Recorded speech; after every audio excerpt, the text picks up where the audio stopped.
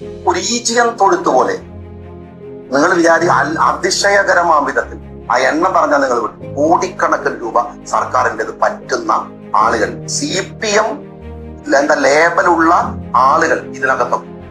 ഞാൻ ഇതിന്റെ മന്ത്രിയാണെങ്കിൽ ഇത്തരത്തിലുള്ള അട്ടകളെ വലിച്ചു പുറത്തിടുക തന്നെ. അപ്പോൾ ഇതാണ് ഇപ്പോഴത്തെ കമ്മ്യൂണിസ്റ്റുകാരുടെ പ്രശ്നം. കഴിഞ്ഞ ദിവസം KM ഷാജിക്കെതിരെ കള്ള വാർത്ത കൊടുത്തതിൻ്റെ പിന്നിലെ ലക്ഷ്യം എന്താണ് എന്ന് ഇപ്പോൾ കൃത്യം മനസ്സിലായി.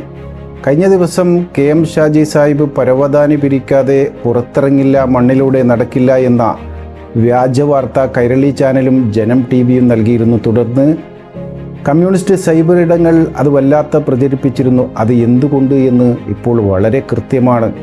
തദ്ദേശ സ്വയംഭരണ വകുപ്പിൽ വലിയ മാറ്റങ്ങളാണ് സംഭവിക്കാൻ പോകുന്നത്. കഴിഞ്ഞ 10 വർഷം ചെയ്തു വച്ച തോന്നിവാസങ്ങളെല്ലാം KM ഷാജി സാഹിബ് പുറത്ത് വലിച്ചിടാൻ പോവുകയാണ്. ഈ ഒരു വൈരാഗ്യമാണ് അദ്ദേഹത്തോട് കമ്മ്യൂണിസ്റ്റുകാർക്കുള്ളത്.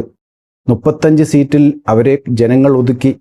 നേതാക്കന്മാരുടെ മക്കളെയും മരുമക്കളെയും ED ചോദ്യം ചെയ്യുകയാണ്.